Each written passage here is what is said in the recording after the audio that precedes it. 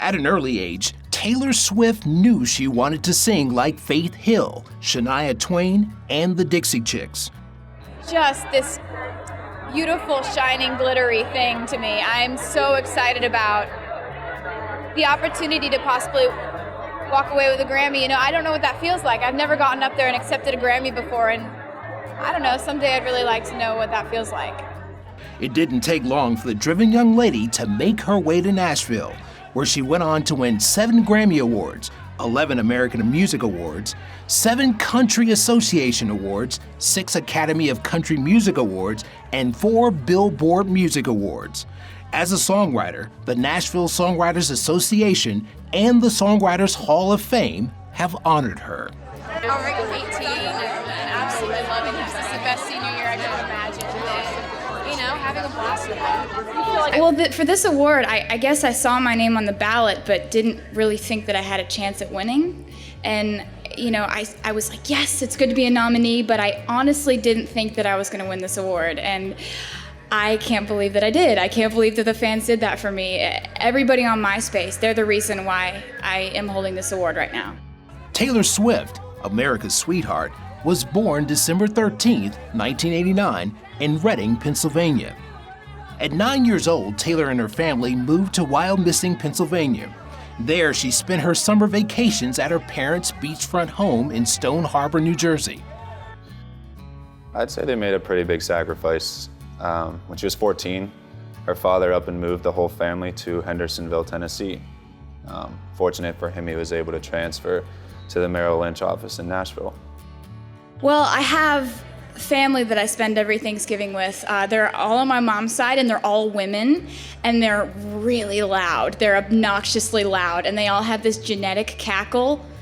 And they stand in the kitchen, and it's the loudest sound. It like breaks noise barriers, and it's like out of a movie. I mean, my cousins have like 49 cats and dogs, and it's really fun to go there and have somewhere I know I'm going to be every Thanksgiving.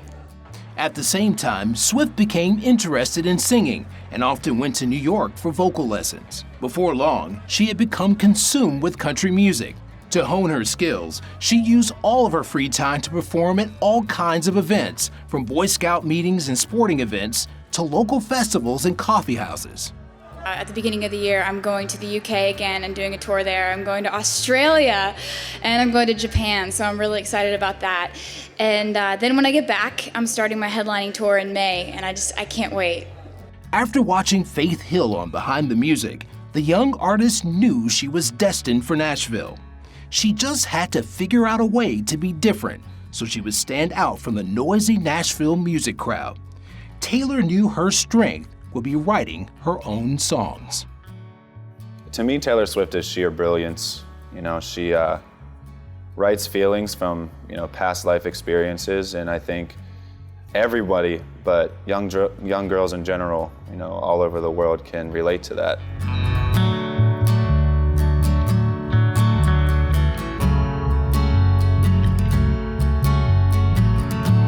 I think Taylor's just wise beyond her years. She knew exactly what she wanted, and she had a clear vision of what teenagers wanted to hear musically. She also was super dedicated in trying to capture her own teenage years through her music. Songwriting for me is how I process how I feel. Sometimes I don't even know how I feel until I write it in a song.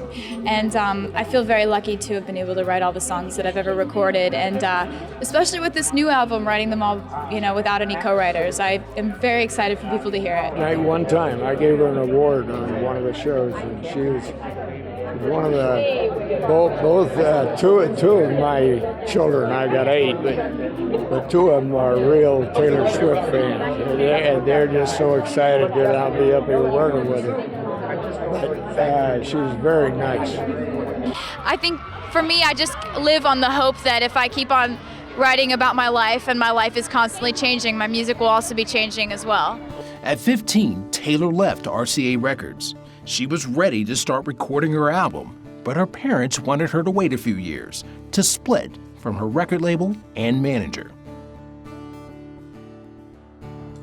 Before Swift, the record industry had no idea that there was a huge audience of young girls who loved country music.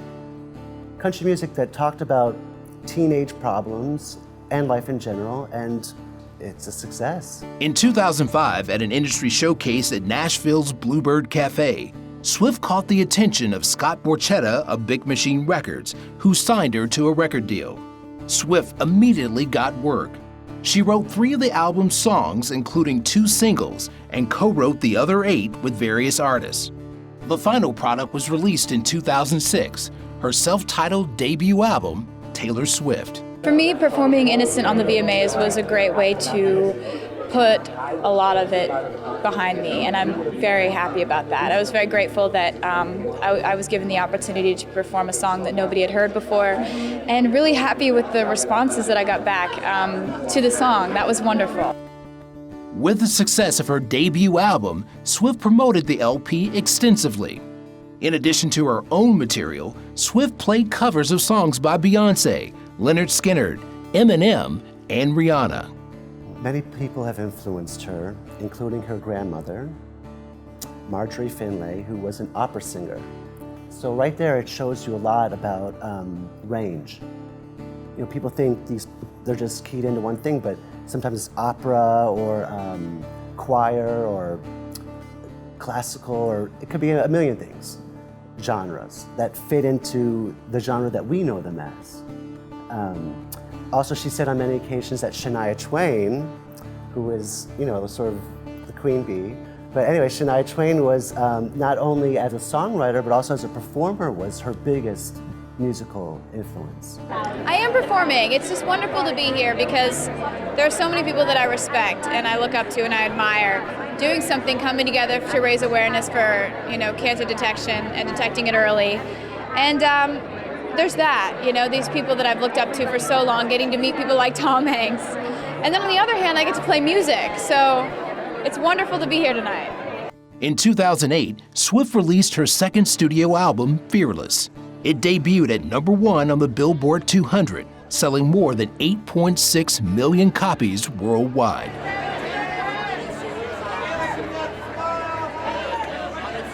In 2010, Taylor Swift's Speak Now album solidified her as one of the best songwriters in country music.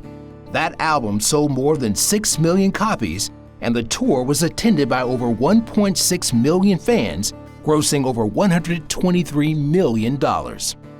Despite all of her accomplishments, her most famous moment was the infamous clash between herself and rapper-producer Kanye West. Kanye said something like Beyonce's video should have won at that time. I kind of felt bad for Taylor. She looked like a deer in headlights. I kind of wish he hadn't gone as far as he did, but what are you gonna do? I thought it was hilarious because I love Kanye. I was just like, at first I was surprised and then I started laughing. I was just like, oh man, but I didn't think it was like, I mean, I can see if it was me accepting it to a award, I probably have been like, but overall I just kind of laughed, just kind of outside looking in type thing. I'm a huge fan of Beyonce as well. You know, I actually, if it's jumping off topic, you know, in that direction, I favor Beyonce more so, you know, so it's an honest opinion. You know, I think that was out of hand, definitely, because you should be able to respect artists in any genre, especially when you've got Taylor Swift at, what is she, 19, 20, something like that, with, you know, the range of success, you know, that she's covered in a matter of 4 years. You know, it took Beyonce how long to get to that spot? You know, platinum records, millions and millions of copies of every single that she's released. And I think that was definitely just stepping out of hand. And, you know, part of me thinks that, you know, Kanye's side of that was a little bit of jealousy, you know, but either way, it was overstepping a huge line. At 23, Swift already has a lifetime of achievements. Although she's known for her narrative songs about her personal experiences, she has also proven to be a great actress as well. Now that she's worth over $165 million, what's next for Taylor? Looks like the sky is the limit. You know, see your hero and get inspiration from all your heroes, but try to be something completely different from your heroes. You know, for me, I think that, you know, writing my own songs was a way to you know, create what I wanted to create and music about my life, and that way it kind of became just a diary put to music every time I put out a new record. And And I guess I would say learn an instrument, because it just makes everything easier. Like if you're going to go play out, like it helps if you've got your own guitar and you can go accompany yourself.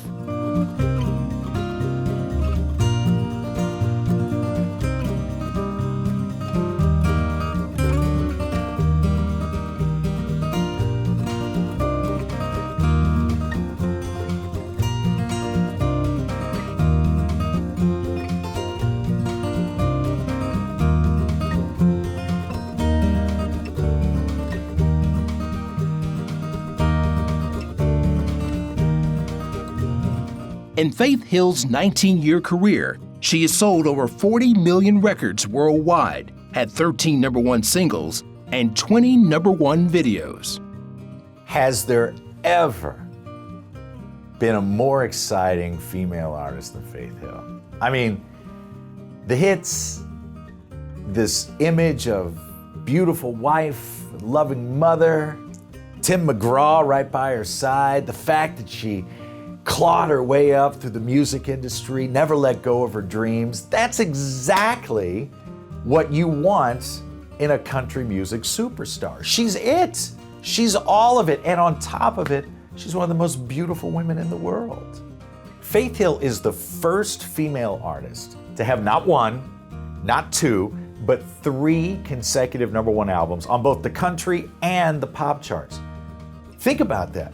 And she did it at a time when country and pop were just starting to come together. She's one of the ones that kind of blurred the line. Kenny Chesney, Shania Twain, all of them have obviously pretty much just erased the line by this point.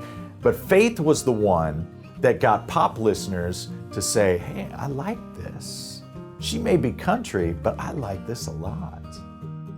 Hill is the only female artist in history to have 3 consecutive albums debut at #1 on Billboard's pop and country charts.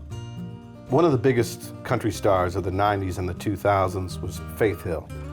She took full advantage of the inroads that Shania Twain had made, crossing over into the pop music side of things. And she actually capitalized with some country songs that actually had crossed over and became pop sensations. So subsequently, she had some very huge tours, and she was one of the biggest stars that the country music scene has seen in a long time. But this Queen of Nashville did not stop there. The Grammy Awards, the Academy of Country Music, the Country Music Association, the American Music Awards, and the People's Choice Awards have also honored Faith. In 2001, Faith was named one of the 30 most powerful women in America by Ladies' Home Journal. In 2009, Billboard named her the #1 adult contemporary artist of the decade. I tell you what, there aren't too many artists that would have the confidence to go as commercial as Faith Hill has. I mean, think about it. There hasn't been a magazine cover, I don't think, that she hasn't appeared on. She's been a cover girl for Revlon. She has fragrances. You name it, and she's got her perfectly manicured hands in it. Audrey Faith Perry, aka Faith Hill, was born on September 21, 1967, in Ridgeland, Mississippi. She began performing at age 7. She had a defining moment at age 9 when she had the fortune of attending an Elvis Presley concert, which inspired her to become a performer. Not long after arriving in Nashville, Faith auditioned to be a backup singer for REBA McEntire. Unfortunately, she didn't get the gig. Instead, she went to work at a music publishing firm as a receptionist. Well, if you want to be great, you have to immerse yourself in the music and the culture of the city. And it is an electrifying city, and it just draws, it's like a magnet for great singers. For anybody that's been to Nashville, Tennessee, there is nothing like walking down Broadway, 10 o'clock at night, past one bar after another, each bar filled with people, and on the stage, and the stages are usually right in the corner, right by the front door, there's always a band playing. And the bands in Nashville just seem to have heart. They seem to have just a genuine love for the music they're playing, and a lot of the music they're playing is their own lyrics, their own music, their own works of art. And you feel that in Nashville. I think that's what makes the city so so magical, so special, so legendary when it comes to music. And another great thing I love about walking down Broadway is that the people that you hear from the street are the people that are going to be just a few blocks over at the Ryman Auditorium in 10 years. You know, that's just the way Nashville works. Nashville takes care of its own. Nashville makes dreams come true. It always has, it always will. It's the heart of country music. Eventually, Faith did land a job with her idol Reba McEntire, but it wasn't to sing. Instead, it was a gig packing fan club merchandise. No doubt about it. If you want to make it as a country singer, you have to go where all the action is, and that's Nashville. Music publishing executive Daniel Hill married 20-year-old Faith on July 23, 1988, after dating for more than a year. Even though she was married, Faith still dreamed of a career in country music. Well, Daniel Hill was a Nashville record executive, and I believe specifically he was in music publishing. Pretty clear that Danny felt Faith had her doubts. Marriage is difficult for any average couple, you know, but throw into the mix Faith's obviously climbing career and, you know, fill in the blank. As fate would have it, a coworker heard her singing one day and encouraged her to become a demo singer. You've got to have singing lessons, you know, train your voice. You know, personally, I don't think it's all about having natural talent. You know, there are millions of people out there with natural talent that can sing, but you got to bring your own flavor to the mix. You know, a new sound, a new look. You know, you can't just copycat your favorite artists. You won't make it. Hill decided to kick her career up a couple of notches by singing backup to various artists. Faith was eventually discovered by an executive at Warner Brothers. He was so impressed with her strong vocal abilities that he immediately signed her to a record deal. The good news was bittersweet. Just shortly after the greatest achievement in her career, Faith's personal life took a hit as she filed for divorce in 1994. You know, I got to give her ex-husband credit. You know, he says he's not bitter and he's really proud of her success. Faith rebounded from her divorce and her music career began to soar. Her first 2 albums each sold over 3 million copies. In 1996, Faith began touring with fellow country singer Tim McGraw. Although Faith was engaged to Scott Hendricks at the time, McGraw and Hill had an immediate attraction to one another and began a steamy love affair. I think the phrase is there for a reason, you know, opposites attract. Tim's more of the guy, you know, roll out of bed, throw on a t-shirt and jeans and goes about his day in front of thousands and thousands of people. And, you know, Faith is over here. You know, she's a little more outgoing, you know, more of the flashy fireside, you know. So I think that's one of the many reasons, you know, they keep their marriage healthy and get along so well. Tim McGraw and Faith Hill married on October 6, 1996. Soon after, they started a family and had 3 children. Despite their busy lives, both insist on spending quality time together as a family. Faith Hill and Tim McGraw have been together since 1996, and they've had to make it work. It's difficult to do that within the music industry. There's many stories of showbiz couples that have gone in separate directions, but they've made it work. And one way they've done it, or at least they've admitted to doing this, is going on date nights to sort of remove themselves from all the glitz and glamour and sometimes the troubles of being under the scrutiny of the showbiz lights. And even Tim McGraw years ago quit drinking so he could focus on the family. And those things, among others, allowed their relationship to get closer and has allowed them to be a formidable duo. They're a strong team, and they're 2 of the biggest country acts the world's ever seen. You have 4 girls in the house, I know, so that's you a have lot. a tough job. No, it's always Valentine's Day with you, baby. Oh, come on.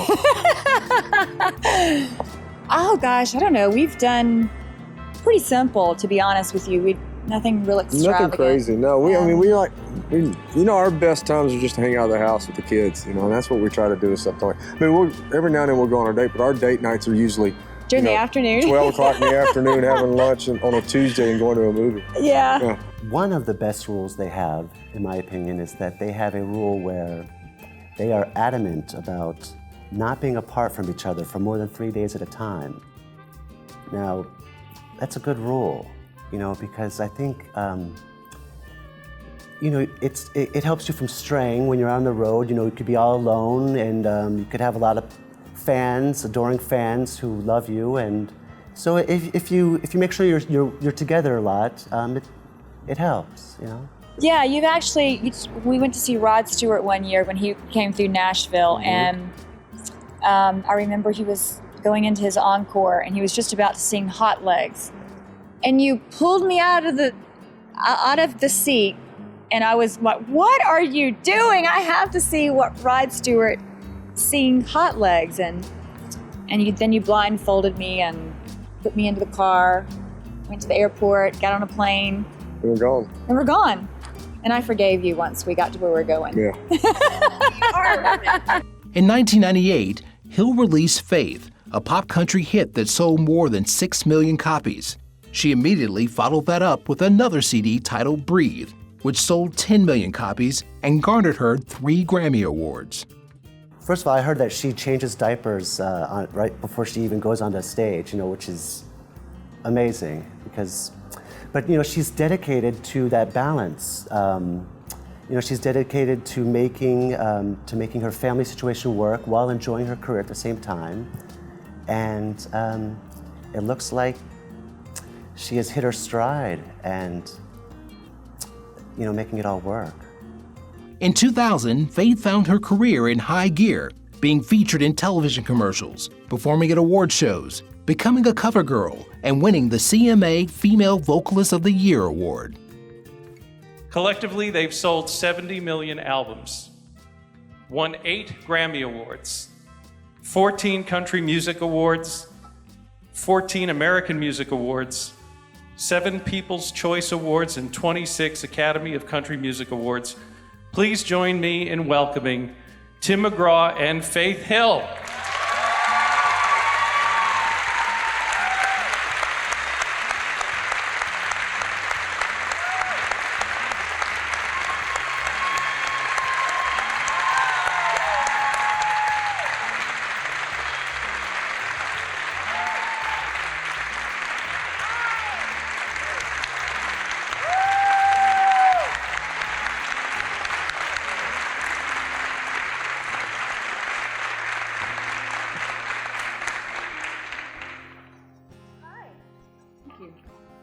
Thank you so much, John. That was quite an introduction. Thank you.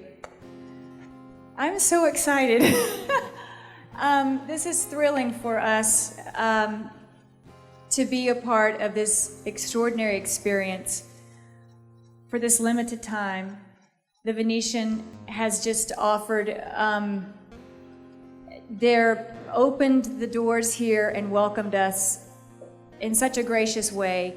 And we're creating a show that is going to be remarkable for our fans, but as I'm here today and backstage and we're preparing to come out, I feel like it's going to be one of the most remarkable experiences for us as well. We're truly excited, and thank you so much for being here. Faith Hill, along with her husband Tim McGraw, has been on a world-trotting, whirlwind, worldwide tour. And the Soul to Soul tour has been one of the biggest in country music history. You can see us in arenas and stadiums and outdoor venues and all that stuff, but just for us, we wanted to do something really cool in here, and it's been just as cool for us as hopefully it's been for the audience. Yeah, it really has. It's been fun. Over the next few years, Faith kept up her frantic pace by releasing the CD Cry in 2002, which sold more than 4 million albums worldwide. In 2006, Faith and her husband Tim McGraw began the Soul to Soul tour. The tour became the highest-grossing country music tour ever, with a gross of $90 million. In 2007, Faith Hill took over as the voice of the NFL on NBC's Sunday Night Football by singing the theme song. On February 1st, 2009, Hill performed America the Beautiful at the Super Bowl 43 pregame show. ABC TV has long had Monday Night Football, and Hank Williams Jr. famously sang a intro song for Monday Night Football. But when NBC television took on Sunday Night Football, they wanted to come with somebody just as formidable and just as recognizable as Hank Williams Jr., and they did with Faith Hill. Does your missus let you watch football all day on a Sunday and Saturday? She does, yeah, she does, and she'll even watch it with me on occasion. Really? So yeah, How do you find she likes football too. How do you find a woman like that? I'm very lucky. Yeah, you are. Any advice for men out there looking for a football-loving missus? Yeah, stay away from mine. On September 17th, 2012, Hill debuted the song Illusion at the CMA Music Festival. Despite her very busy life, Faith has still managed to have an acting career, release fragrances, as well as give of her time and money to charity organizations. But Faith Hill clearly also has heart. She's very active in several different charities, and she doesn't preach it. She doesn't sell that. She doesn't say, look at all the good I do in the world. She just does it. And that speaks volumes. I think because of cancer has touched everyone's life, and us in particular. I mean, my father died of cancer, and my mother had cancer at an early age when I was very young, and survived. And I grew up with a house full of women, my mom and my two sisters, and I live in a house full of women now with my wife and my 3 daughters. And awareness, early detection, all those things are very important to us. And a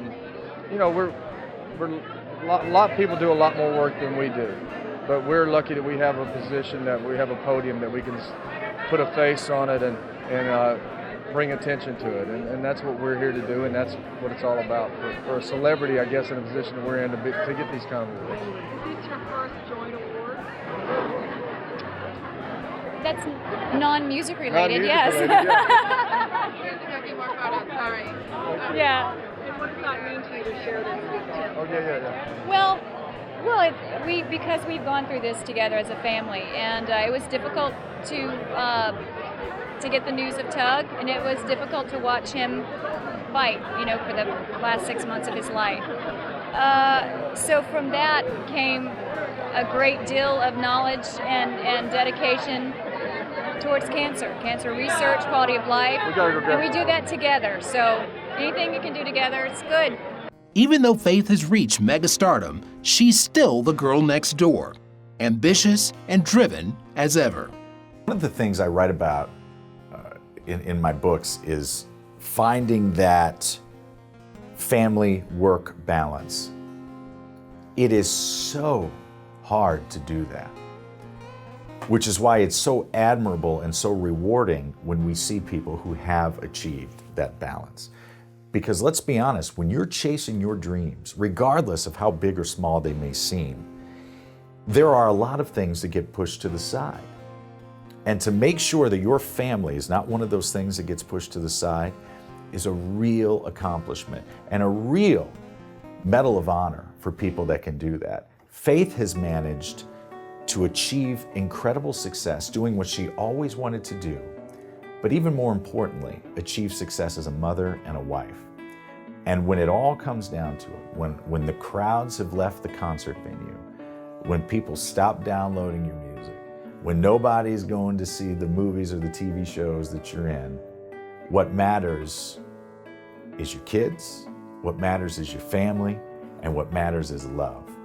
And to know that you've never abandoned that you've never put that second in your life, is the greatest success story a person could ask for. Oh, she better be there. Oh, me? Yeah, she better be there. He's going to have to let me do something. Maybe I'll bring out his microphone or... Yeah, right. or your guitar. Or you can give me your guitar. I've never gotten one of your guitars. That would be fun. You kept my guitar all the time, though.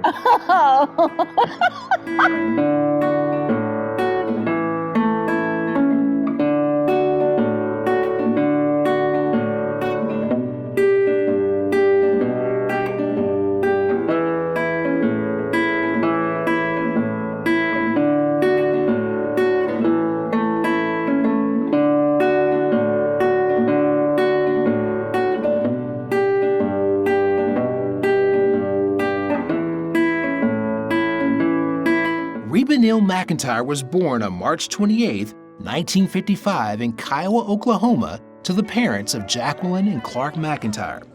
Reba began her career while still a teenager singing in her high school band and on local radio. She was heavily influenced by the country music of Bob Willis, Merle Haggard, Dolly Parton, Barbara Mandrell, and Patsy Cline. The quintessential success story in country music is Reba McEntire. You can see and you can hear and you can feel the influences of some of the greats, of Loretta Lynn, of Barbara Mandrell, the grit of Merle Haggard, the down-home, dirt on your feet, banjo on the front porch, mama with the fiddle country music that is still a thread in Reba's voice and in her music today. She is classic country. And I think a lot of people forget that. I think a lot of people forget that Reba's been around since the 70s. I mean, we can't even begin to count on all of our toes and fingers the number of hits she's had, the years she's been with us. Same could be said for people like George Strait. You know, I had this conversation the other day about, they're like, well, George Strait put out a double CD, 50 number one hits.